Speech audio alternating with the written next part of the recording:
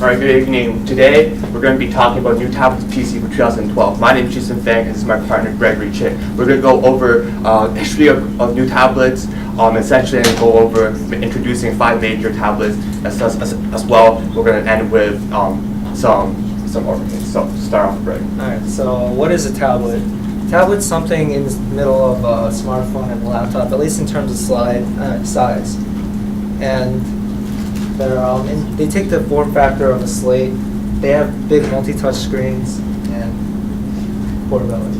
The first mainstream tablet was the iPad, and most people thought it was just a large iPhone, but it quickly sold 14.8 million units during the year of 2010. And yeah, that's really significant. So post iPad release, Google came out with an operating system specifically for Android tablets called Honeycomb, and the first Android tablet was the Motorola Zoom. And a lot of other companies now are jumping on that bandwagon to put out new tablets. And there are a lot of capabilities for these new tablets, such as video calls, presentations, watching movies, browsing the internet. And now that they have 3G tablets, you can basically go on the internet anywhere, as long as you have service. And the trend for tablets now are higher resolution screens, faster processors, and better cameras. Also, companies are trying to slim their tablets down while trying to add more storage and longer battery lives. So, yeah.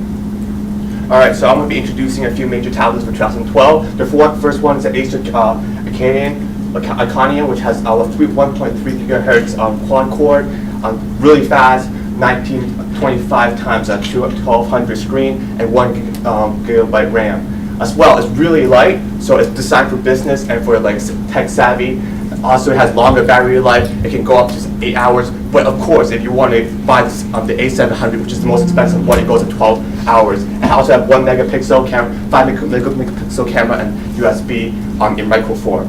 And this is the second one, the Transformer Prime, with 32 gigabytes. And of course, that's the standard. The better one is the 64 gigabytes. And one of the specialty about this tablet is that you can actually take the screen off and it actually dislocate it. And so, like I said, like for example here, to keep the screen off, you have the keyboard is separate. Also comes with a 8 megapixel camera, so it's better than the previous one. But this is what's worse about it, because it only runs on Wi-Fi. So if you want to go over 4G, you can't do that.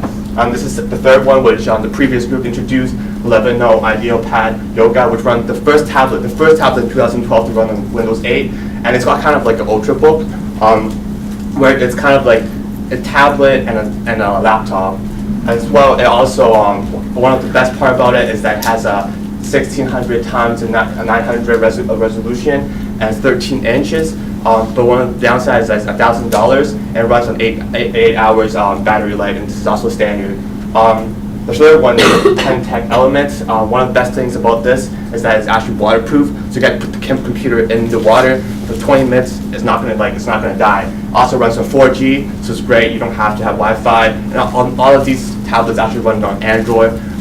So there's no Apple or iTunes or anything like that.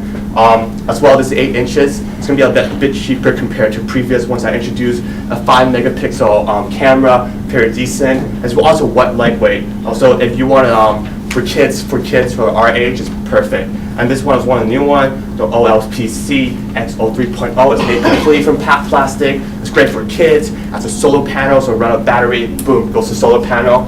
And like I said, it's great for kids, and it's really slow. So 800 megahertz.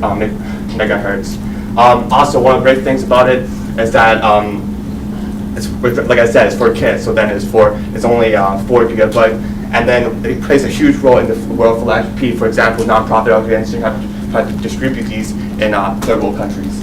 Yeah, Apple is releasing on March 7th the iPad 3 in an event, and it's likely to have a Retina display and a better camera. But nothing's really for sure, because Apple really keeps a tight lid on their new products. So to conclude, there are a lot of considerations you have to take into thought when buying a new tablet. I mean, there's so many out there. Like, do you want to get an Apple, or do you want to get an Android? Or what screen size do you want, as they range from about 7 inches to 10 inches. Like, what price are you looking for? They range from $199, which is a Kindle Fire, to $700. And also there's Wi-Fi and 3G tablets. So there are definitely a lot of considerations when buying a new tablet, and I hope this informed you in some way. So any questions? This is our reference page. Yes. So any questions about the new tablets?